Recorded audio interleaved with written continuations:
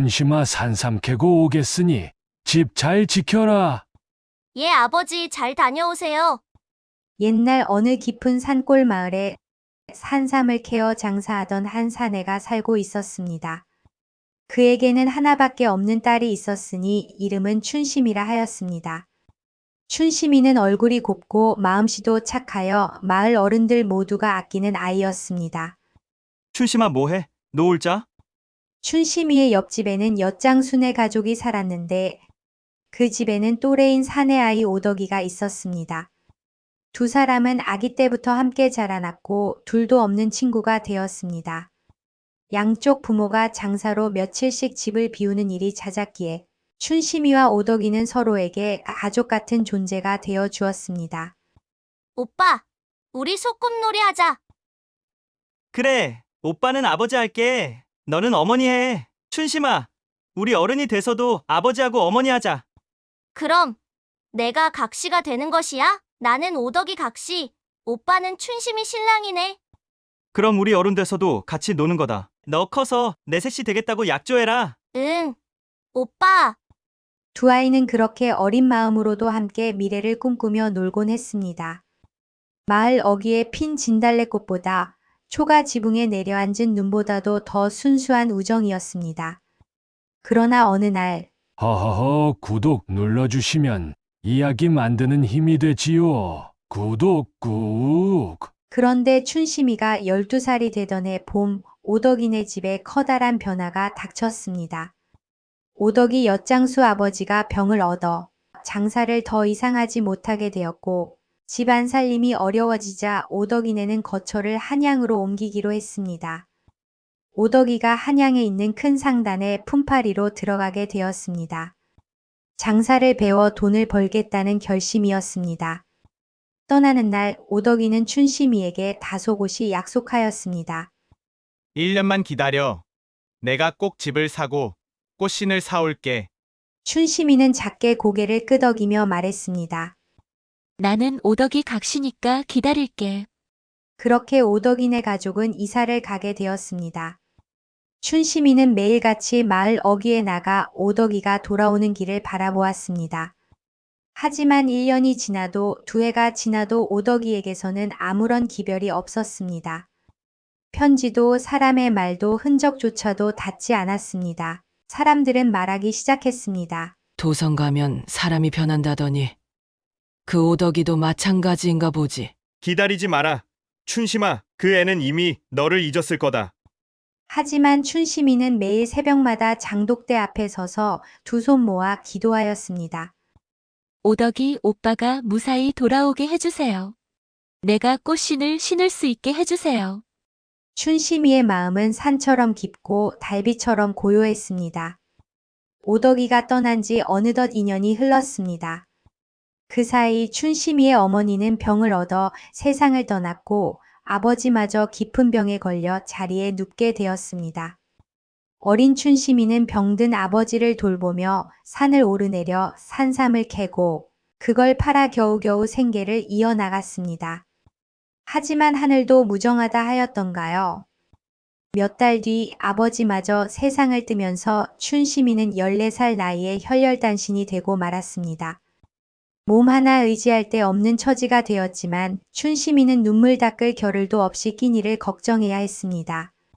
마을 사람들은 안쓰러운 마음에 저마다 혼사를 주선하려 했습니다. 하지만 그녀가 시집을 가야 하는 상대가 봉다리라고 들었을 때 춘심이의 속은 타들어갔습니다. 봉다리는 마을에서 돈 많은 괴짜로 불리는 사내였습니다. 성격은 괴팍하고 나이는 춘심이보다 20살은 많았으며 어디 하나 순한 데 없는 사람이었습니다. 춘심이의 아버지가 생전에 봉다리에게 빚을 진 적이 있었고 그 일로 인해 봉다리는 춘심이에게 노골적인 태도를 보이기 시작하였습니다. 빚 대신 너를 받겠다. 돈을 갚지 못하면 내 아내가 되어야 한다. 그는 마치 물건을 흥정하듯 말하며 춘심이를 윽박질렀습니다. 춘심이는 분하고 속이 상했지만 뚜렷한 대책도 없는 처지였습니다. 그녀는 매일 밤 두 손을 모아 기도하였습니다. 오덕이 오빠 약속 잊지 않았지요? 제발 돌아와 주세요. 그 목소리는 이슬처럼 작았으나 절절한 마음만은 산을 넘고 하늘에 닿았습니다. 어느 날 아침 같은 마을에 사는 이모가 춘심이 집으로 찾아왔습니다. 이모는 대문을 벌컥 열고 들어서더니 방 안을 훑어보며 말을 꺼냈습니다. 너 이렇게 앉아 있으면 밥이 나오냐? 떡이 나오냐? 이모는 털썩 자리에 앉으며 연신혀를 찾습니다. 이제는 부모도 없고 기댈 데도 없는데 내 처지를 좀 보란 말이다, 춘심아. 춘심이는 조용히 고개를 숙인 채 말했습니다. 저 기다리는 사람이 있습니다. 오덕이 오빠예요. 상단에 들어갔지만 돌아온다고 했습니다. 이모는 피식 웃더니 냉소 가득한 얼굴로 춘심이를 바라보았습니다. 오덕이? 그 애가 돌아올 거라고 아직도 믿고 있냐? 세상 물정 모르는 소리 작작 좀 해라. 춘심이의 얼굴이 붉어졌습니다. 하지만 끝까지 말을 잇습니다. 그 사람은 약속을 지킬 겁니다. 꽃신을 사오겠다고 했습니다. 그러자 이모는 목소리를 높였습니다. 꽃신, 지금 내 발에 신을 집신도 없는 마당에 무슨 헛소리냐? 정의는 무슨 정인이야? 넌 이제 혼자다. 여자가 밥벌이 어떻게 할 건데? 산삼 캐며 언제까지 버틸 건데? 이모의 말은 마치 바늘처럼 춘심이 가슴을 찔러댔습니다. 봉다리 말이다. 그 사람 나이야 좀 많지만 집도 있고 돈도 많다. 내 아버지 빚도 한 번에 털 수 있어. 억지로 하자는 것도 아니고 널 책임지겠다는 거잖니. 춘심이는 떨리는 목소리로 대답했습니다. 그런 사람한테 시집가기 싫습니다. 아무리 힘들어도 그건 아닙니다. 이모는 허리를 쭉 펴며 냉정히 말했습니다. 그래, 내 맘대로 살아라. 하지만 세상은 내 맘대로 안 돌아간다. 내일이라도 봉다리 사람들 끌고 들이닥칠지 모른다. 그땐 어쩔래? 울고불고 해도 소용없다. 그 말만 남기고 이모는 자리에서 일어나 문을 쾅 닫고 나가버렸습니다. 남겨진 춘심이는 방 한가운데에 멍하니 앉아 있었습니다. 방 안은 어둡고 쥐 죽은 듯 조용했습니다. 바람 한 줄기도 들어오지 않는 그곳에서 춘심이는 천천히 고개를 숙이고 울기 시작했습니다. 조용한 흐느낌이 점점 커지다가 끝내 억눌렀던 울음이 터져 나왔습니다. 오덕이 오빠 정말 나 잊은 건가요? 그렇게 밤을 지새운 춘심이는 새벽이 밝기도 전에 자리에서 일어났습니다. 더는 기다릴 수 없어. 이대로 있다간 그 괴짜놈에게 시집가게 생겼어. 그녀는 오래 묵은 보자기를 꺼내 몇 벌 안 되는 옷과 마른 약초 그리고 산삼을 싸고 짐을 쌌습니다. 봉다리가 언제 고고 올지도 모른다는 불안함이 그녀의 등을 밀었습니다. 이젠 내가 찾아가겠어. 오덕이 오빠가 있는 한양으로. 아직 어스름한 새벽 춘심이는 굳은 결심을 품고 산골 마을을 홀로 떠났습니다. 어디로 가는지 정확히 알 수 없어도 그 길 끝에 그가 있을 거란 희망 하나만을 품은 채였습니다. 춘심이는 굽이굽이 이어진 산길을 따라 한양을 향해 걸었습니다. 한 짐 가득 약초와 산삼이 든 보자기기는 무거웠지만 그녀의 발걸음은 단단했습니다. 마음 한구석에는 아직 오덕이에 대한 희망이 남아 있었고 그 믿음이 그녀를 앞으로 나아가게 했습니다. 어느덧 해가 중천에 올랐을 무렵 산을 내려오는 길목에서 흐느끼는 소리가 들려왔습니다. 낯선 울음소리에 춘심이는 걸음을 멈추었습니다. 아이고, 우리 아들. 어쩌노. 우리 아들을 어찌 살리면 좋을꼬? 마을 입구 나무 아래에서 한 여인이 울고 있었습니다. 아주머니 무슨 일이에요? 괜찮으세요? 춘심이가 다가가 말을 건네자 아주머니는 고개를 들고 눈물 범벅인 얼굴로 말했습니다. 아가씨, 우리 아들이 며칠 전부터 열이 나더니 오늘 아침 나무를 하고 산에서 돌아와 마당에서 쓰러졌어요. 의원에 갔더니 돈을 먼저 내라고 하는데 돈이 없어 아들이 죽게 생겼습니다. 일단 집으로 가보아요. 제게 약초가 있습니다. 정말요? 아이고 감사합니다 아가씨. 춘심이는 눈물 범벅이 된 아주머니와 함께 허름한 초가집 방 안으로 갔습니다. 방 안에는 열이 끓고 사경을 헤매는 사내가 누워 있었습니다. 춘심이는 보자기에서 약초와 삼을 꺼내어 다리고 사내에게 먹여 팔다리를 주물렀습니다. 기적처럼 열은 내렸고 한시름 돌리게 되자 춘심이는 아주머니에게 남은 산삼을 주며 말했습니다. 이 삼을 장에 팔아 그 돈으로 제가 말하는 약초를 약방에서 사오세요. 제가 다려서 아드님에게 먹이면 아드님은 금방 일어날 듯 합니다. 아가씨, 아니 됩니다. 그것은 아가씨의 전 재산 아닙니까? 아주머니가 당황하며 말렸지만 춘심이는 고개를 저었습니다. 괜찮습니다. 사람 목숨을 돈과 바꿀 수는 없습니다. 그리고 지금 곧바로 그 약을 먹이지 않으면 온전히 낫지 않으니 서두르세요. 아가씨, 너무 감사합니다. 제가 이 은혜 꼭 갚겠습니다. 밤은 깊고 사내의 열은 내려 회복되었습니다. 춘심이는 긴 여행에 지쳐 방 한 구석에서 꾸벅꾸벅 졸고 있었습니다. 바로 그때 정신이 든 사내는 방을 두리번거리다 처녀를 보았습니다. 여기는 당신은 누구요? 일어났습니까? 다행이에요. 때마침 밖에서 기척을 들은 아주머니를 황급히 방 안으로 들어와 아들의 얼굴을 부여잡으며 눈물을 흘렸습니다. 아이고 이 녀석아. 이분이 내 생명을 살려주신 분이다. 어서 감사 인사를 하거라. 아, 감사합니다.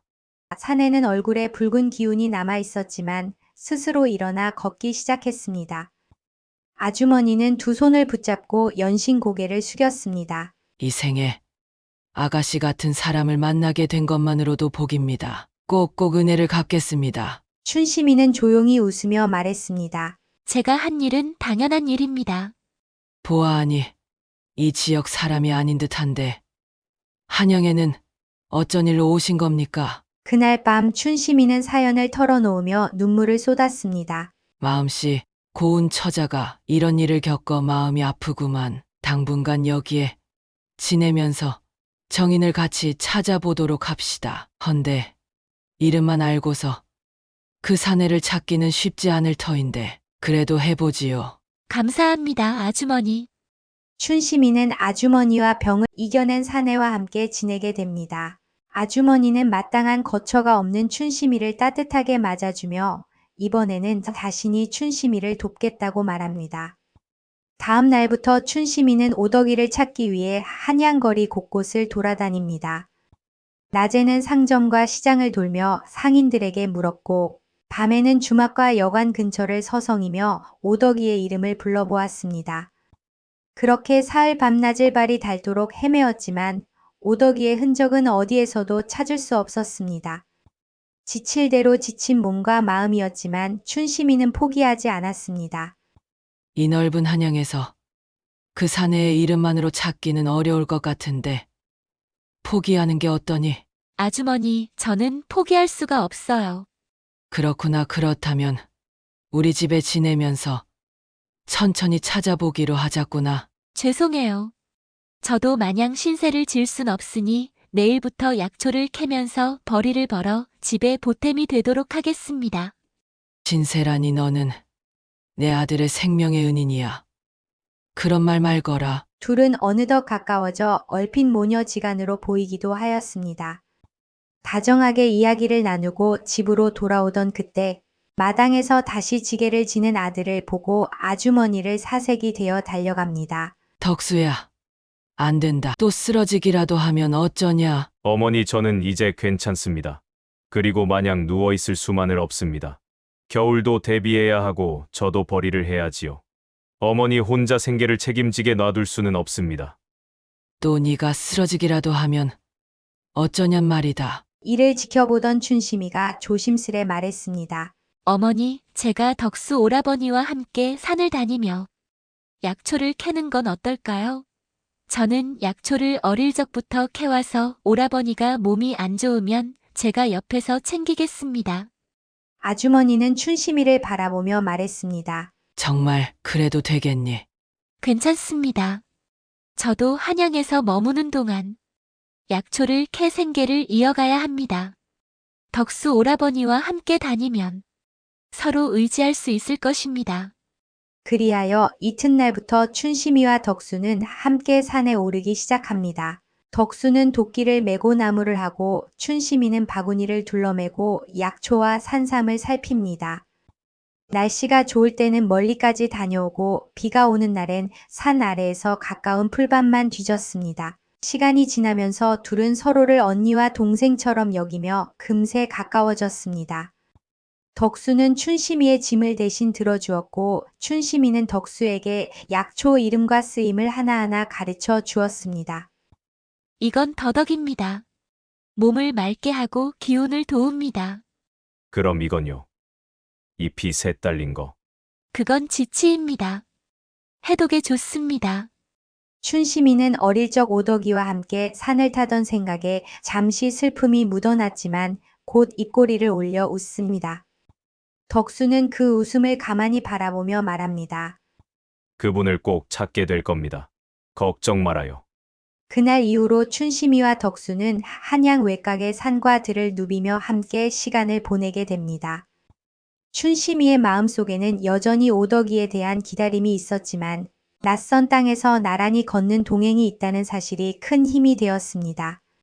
덕수는 춘심이 몰래 조용히 마음을 품고 있었습니다.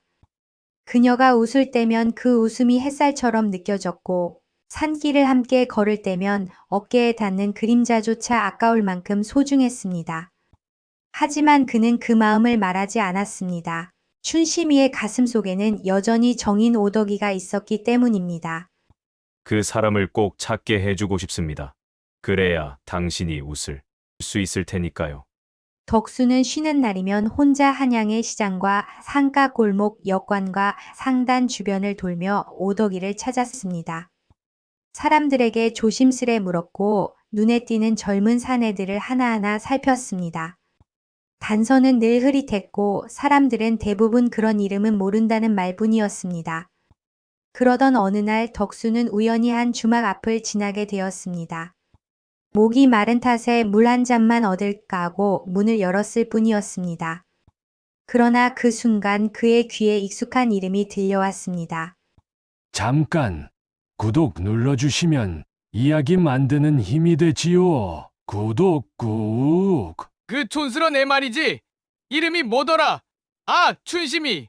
그 애 아직도 날 기다리고 있다더라. 술에 취한 두 사내가 비틀거리며 웃고 있었습니다. 덕수는 조용히 발걸음을 멈추고 귀를 기울였습니다. 그중 한 사내는 상투를 틀고 단정한 도포를 입은 젊은 남자였고 옆에는 허름한 옷차림의 친구가 소주잔을 흔들며 웃고 있었습니다. 하하. 내가 어릴 때 했던 그 소꿉놀이 말이지. 결혼하자고 했던 거. 그걸 아직도 믿는다고? 그러니까 말이야. 난 그냥 재미로 한 건데 걔는 진짜로 나랑 혼인할 줄 아나 보더라니까. 불알 친구 놈이 고향 다녀오더니 나한테 전하더라고. 아직도 날 기다리고 산에 들어갔대. 산삼 캐며 꽃신 들고 올 날만 기다린다나.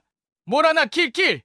그들은 낄낄거리며 잔을 부딪혔습니다. 덕수는 손에 들고 있던 물바가지를 떨어뜨릴 뻔했습니다. 저놈이 오덕이. 그 순간 덕수는 마음속에 무겁게 자리하던 이름의 실체를 보게 되었습니다. 춘심이가 그렇게 순하게 애틋하게 기다려온 사람, 어릴 적 약속 하나에 마음을 다 맡긴 사람, 그 사람은 지금 한 여인의 진심을 주막 술잔 위에 안주감 삼아 내던지고 있었습니다. 덕수는 문득 사내의 허리춤에 매달린 장신구를 보았습니다. 자수 놓인 작은 부채에 적혀 있던 글귀는 성가상단 오덕, 그 이름이 틀림없었습니다. 그리고 곁에 앉은 또 다른 사내가 말했습니다. 야, 자식도 생기고 마누라도 생겼다며. 좋겠네. 촌구석 첫사랑은 그냥 추억 속에 놔둬라 이제. 덕수는 그 말을 듣는 순간 숨이 턱 막혔습니다. 처자식도 있는 사람. 덕수는 더는 참을 수 없었습니다. 주먹은 이미 그의 생각보다 먼저 움직였습니다. 이게 무슨...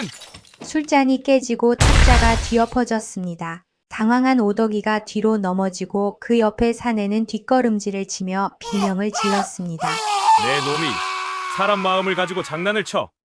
그 아이가 어떤 마음으로 너를 기다렸는지 알기나 하냐? 덕수는 거칠게 소리치며 오덕이의 멱살을 움켜쥐었습니다. 오덕이는 눈을 부릅뜨고 소리쳤습니다. 이 미친놈이 어디서 갑자기 튀어나와?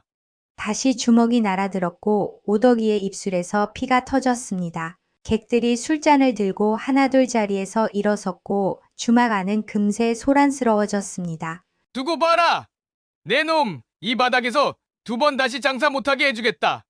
오덕이는 이를 갈며 일어났고 덕수는 한 주먹거리도 안 되는 오덕이의 멱살을 잡고 말했습니다. 낮은 목소리에 힘있는 어투는 허투루 말한 것이 아닌 살기가 묻어나왔습니다. 내 놈 한 번 더 입을 나불거리면 강냉이를 다 털어버리고 반신불구로 만들어주마.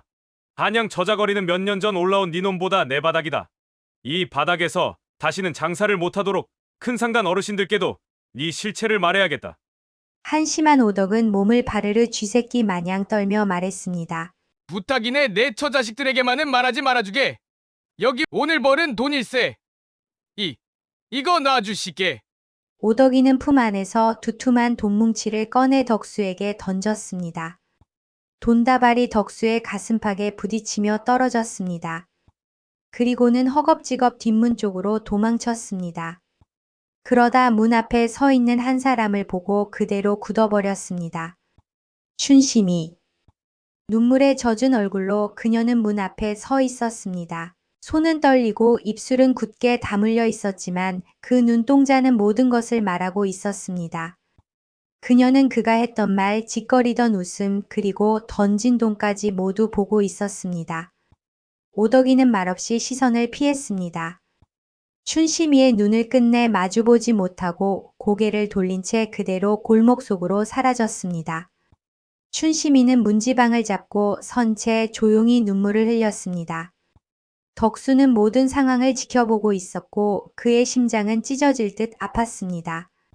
그는 다가가 조심스레 그녀의 어깨에 손을 얹었습니다. 춘심이는 대답하지 않았습니다. 그저 흐느낌만이 이어졌고 덕수는 말없이 그녀 옆에 서서 그 울음을 함께 받아냈습니다. 그날 저녁 덕수는 흐느끼는 춘심이를 조용히 품에 안고 아주머니의 집으로 돌아왔습니다. 달빛 아래서도 그녀의 눈물은 멈추지 않았고 덕수는 그 모든 것을 말없이 감싸 안았습니다. 춘심이는 상처를 조금씩 잊어갔습니다. 아니, 잊으려 애쓰지 않아도 어느새 그 자리에 다른 온기가 스며들고 있었습니다. 매일 아침 덕수와 아주머니가 차려주는 소박한 밥상 앞에 앉으면 마음이 잔잔해졌습니다. 밥 짓는 소리, 장작 타는 냄새, 그리고 누군가와 나란히 수저를 드는 이 평범한 순간들이 오히려 그녀가 오래도록 바라던 것이 아닐까 생각이 들었습니다.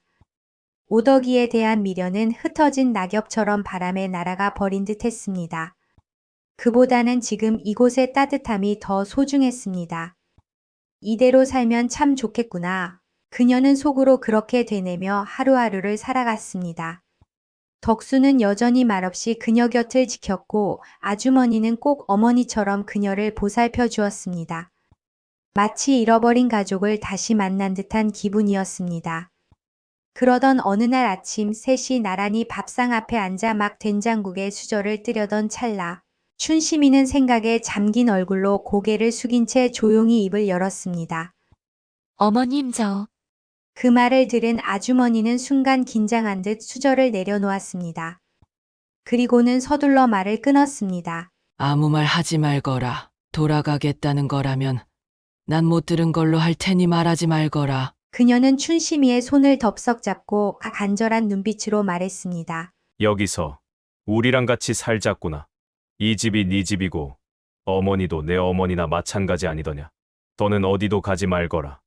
덕수 역시 수저를 들다 말고 고개를 들었습니다. 그의 눈빛엔 알 수 없는 불안과 간절함이 뒤섞여 있었습니다. 말은 하지 않았지만 그의 마음은 춘심이를 향해 열려 있었습니다. 춘심이는 두 사람을 번갈아 바라보다가 잔잔히 웃었습니다. 그리고 장난기 섞인 목소리로 말을 이었습니다.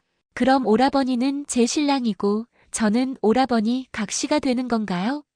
그 말에 아주머니는 웃음과 눈물이 동시에 섞인 얼굴로 손을 맞잡았고 덕수는 얼굴이 붉어져 고개를 숙였습니다. 그래 춘심이 네가 내 색시다. 하지만 그의 입꼬리는 천천히 올라가고 있었습니다. 그날 아침 세 사람의 밥상 위에는 된장국 냄새 대신 따뜻한 온기와 작은 희망이 가득했습니다. 말은 장난처럼 흘러나왔지만 그 속에는 오래된 아픔을 덮고 새로운 삶을 시작하려는 춘심이의 용기가 담겨 있었습니다. 시간이 흐른 뒤 춘심이와 덕수는 정식으로 혼례를 올리고 부부가 되었습니다. 마을 어귀에 자리 잡은 조용한 집은 이제 네 식구의 보금자리가 되었습니다. 첫째는 딸로 태어나 이름을 보담이라 지었고 둘째는 아들로 태어나 도윤이라 불렀습니다. 두 아이는 집안 구석구석을 뛰어다니며 하루 종일 웃음소리를 퍼뜨렸습니다.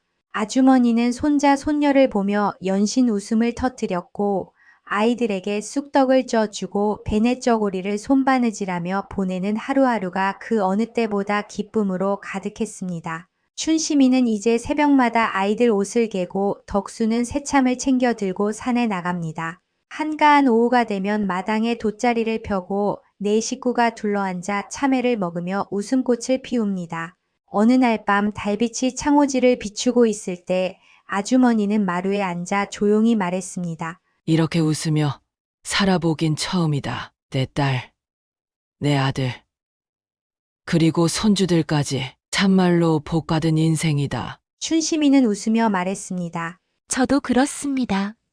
어머님과 덕수 오라버니가 아니었다면 저는 아직도 그 산속 어딘가에서 기다리고만 있었을 것입니다.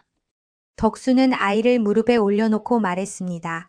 우린 이제 서로 기다리는 사람이 아니라 함께 사는 사람입니다. 그 말에 춘심이는 조용히 고개를 끄덕였습니다. 기다림으로 시작된 삶이 이제는 다복한 일상으로 이어졌습니다. 해마다 봄이면 집 앞 복숭아 나무에 꽃이 피었고 여름이면 아이들이 장독대 옆에서 물장난을 하였습니다. 가을이면 고구마를 구워 나눠 먹었고 겨울이면 네 식구가 한 이불 속에 모여 도란도란 이야기를 나누었습니다. 그 집에는 언제나 따뜻한 밥 냄새와 아이들 웃음소리 그리고 조용히 흘러가는 시간이 머물렀습니다. 춘심이는 매일 생각합니다. 이제는 기다릴 것이 없습니다. 내 삶은 이곳에 있고 내 사랑은 내 곁에 있습니다. 그리고 그렇게 그들은 오래오래 행복하게 살았습니다. 구독해 주시면 영상 제작에 큰 힘이 됩니다. 감사합니다.